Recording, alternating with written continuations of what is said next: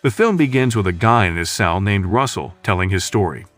He says he planned a bank robbery and the plan was perfect. He starts telling the story from the beginning.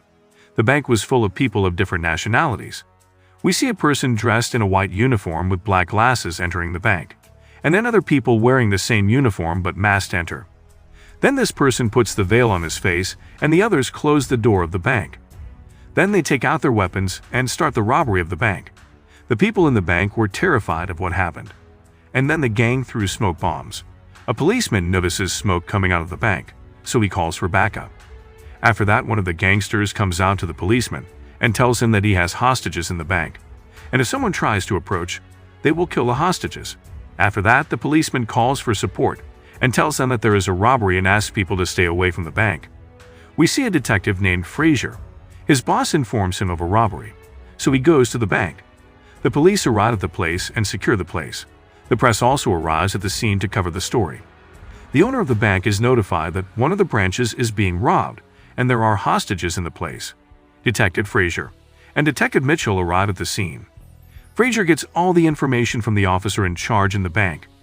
We see that the gang is collecting hostages in one place. They ask the bank employees to stand away from the customers. Then they order them to take out their phones and belongings and put them in a bag. A bank employee named Peter tells them that he forgot his phone at home. So one of the gang members takes a phone with Peter's number on it and calls him. He finds that the phone is ringing and is in the office. Peter feels nervous because he lied to them and asked them to forgive him. But the gang leader took him to the office and beat him until he lost consciousness. Then the gang leader comes out and threatens all the hostages that whoever tries to manipulate them will be punished like Peter. Then he orders all the hostages to undress and put on the clothes they have brought with them. An old woman refuses to take off her clothes. So the gang leader asks a girl with them named Scifi to take this old woman into a room to change her clothes. Meanwhile, the media was covering the news about the robbery. The detective comes to the captain in charge of the place and introduces himself to him. But the captain tells him that he will give the information to Detective Crossman only. But Fraser tells him that Crossman is on vacation and that he will take over the case instead of him and asks him to cooperate with him wearing a bulletproof vest. Fraser tells the captain not to enter the bank until they tell him.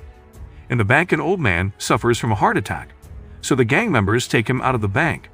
Then the police investigate this man. But they did not get any information about the gang except that they were 4 people dressed as workers and with weapons. After that, the owner of the bank calls Madeline and asks to meet her because he wants to talk to her about an important matter.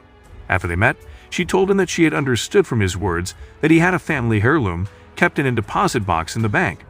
She was surprised why he wanted her with this task, so she was trying to find out what was inside the deposit box.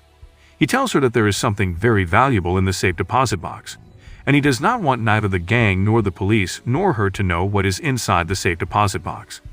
The 2 investigators discover that the car the gang brought in is a stolen car when they got the security camera footage. They discovered that the gang had disabled the security cameras. After that, the gang takes out the elderly woman and the investigators interrogate her. She tells them what happened inside the bank. Then one of the hostages is taken out with a bag hung around his neck and handcuffed. After that, the bag is taken from him and interrogated. When they open the bag, they find the gang's requests, which were 2 cars and a plane with a pilot to transport them from JFK Airport. The gang gives them until 9 p.m. or they'll start killing hostages in front of their TV screens every hour. They warn them not to underestimate them because the bank is full of explosives. The owner of the bank comes to the investigators while they are discussing the gang's requests. He asks to stay with them to find out the news, but the investigators refuse to do so and tell him that they will inform him of the latest developments and ask him to leave. After that, the gang sends other requests where they want food for the hostages. The detectives decide to place eavesdropping devices during their food deliveries. One of the hostages takes off his mask because he can't breathe, but the gang boss beats him up. Detective Fraser then brings the food himself and tries to talk to the gang boss, but the gang boss ignores him. The 2 detectives and the police begin to eavesdrop on them through the bugs they put, but they do not understand the language they were speaking. So the detective decides to ask the people on the street to help them. Someone tells them that this language is Albanian. He told them that he knew this language because his wife was from Albania. Fraser asks that they call the Albanian consulate to send someone to translate for them, but they failed to get help from the Albanian consulate. So Fraser asked the man to call his ex-wife so she could come and help them translate. After she arrived, she told them that this was a voice recording of the deceased former president of Albania. Fraser finds out that the gang knew they were trying to wiretap them. Meanwhile, Russell and his assistant open the safety deposit box and take the bank's owner's paper and leave all the diamonds. After that, Fraser is surprised by the arrival of the mayor with Madeleine. The mayor introduces Madeleine to the detective and tells him that she will help him in the case, because the case is sensitive. But he is annoyed because of that and refuses to let her help him. Russell calls Fraser and tells him to prepare their orders or he will start carrying out his threats. Fraser asks him to give him some time because this task is not easy. Madeleine asks Fraser to let her into the bank because there is something about a VIP and she has to negotiate with the gang boss herself. Madeleine calls Russell and tells him that she wants to get into the bank and that she told him she wasn't from the police. He agrees that she enters. When she enters, she starts negotiating with him. She tells him that the police will not leave him and will imprison him, but she will give him $2 million and acquit him of the theft case, provided that the interests of her clients in the bank are protected. He asks her about her clients, but she refuses to talk about it. He tells her a story and told her that in World War II there was an American working in a bank in Switzerland. He used his position among the Nazis to become rich. He told her that there were people hoarding their belongings and that the American person took the money and established a bank, and that he is her process and the same person who sent her to him. She told her that what he said was true and asked him to go get a safety deposit box and leave. But he offers her the envelope and tells her that this is what she is looking for. He told her he wouldn't give it to her. She leaves the place. The detective comes to her and tries to get any information about the gang from her. But she tells him some simple things, including that Russell is a non-killer and will not harm anyone. Fraser calls Russell and tells him the plane is ready, but he wants to get into the bank to check on the hostages. He does agree, and the investigator goes to the bank. The investor later is searched and then they take him to all the rooms where the hostages are. While leaving, Fraser attacks Russell, but a gang member intervenes and points his weapon at the investor later. Russell tells him that he will carry out his threats if they do not carry out their requests. When Fraser returns, he tells them Russell is not a murderer and does not want to hurt anyone. Fraser's manager arrives and informs him that he has been removed from the case and that someone else has been hired in his place. A plan is being drawn up to attack the bank. The captain tells them that they must work out a plan in order to separate the gang from the hostages so that no one will be injured. He tells them that they must reach the explosive that the gang has set so that the place does not explode. Before executing the plan, Fraser calls the captain to stop him from executing the plan, because he discovered that the gang had placed a listening device in the bag containing their orders. Indeed, the gang was preparing for a confrontation after they knew that they would be attacked. The gang asks the hostages to go upstairs.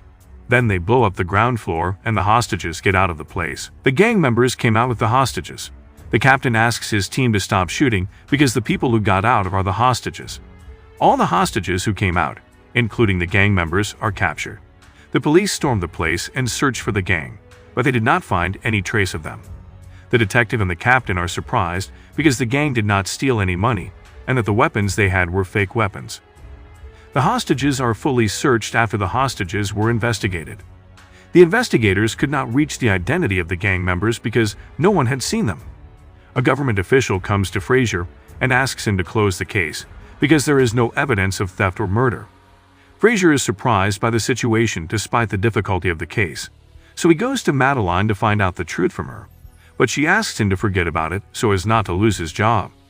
After that, she goes to the owner of the bank and tells him that the gang leader will keep the file with him as a guarantee so that he will not take revenge on him. Because in the file there was incriminating evidence against the bank owner for dealing with the Nazis in the Holocaust. This is the reason why the head of the gang took revenge on the owner of the bank. He justifies his position and tells her that he was an ambitious young man who found the path to success and exploited it to achieve success. After that, we see Russell saying that the cell he is in is not a prison cell, but rather a small room. He says that when he stole the file, he took with him a box full of diamonds from the safe deposit box of the bank owner, where he hid in a secret room in the bank, and after a week had passed, his colleagues returned to him to take him. But we see Fraser, who enters the bank and bumps into Russell, but he does not recognize him. Russell gets out and gets into the car with his friends.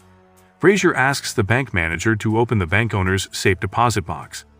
When they opened the box, he found nothing but a diamond ring and a piece of paper written in it. Follow the ring. After that, the detective goes to meet the owner of the bank to ask him about the ring they found in his safe deposit box.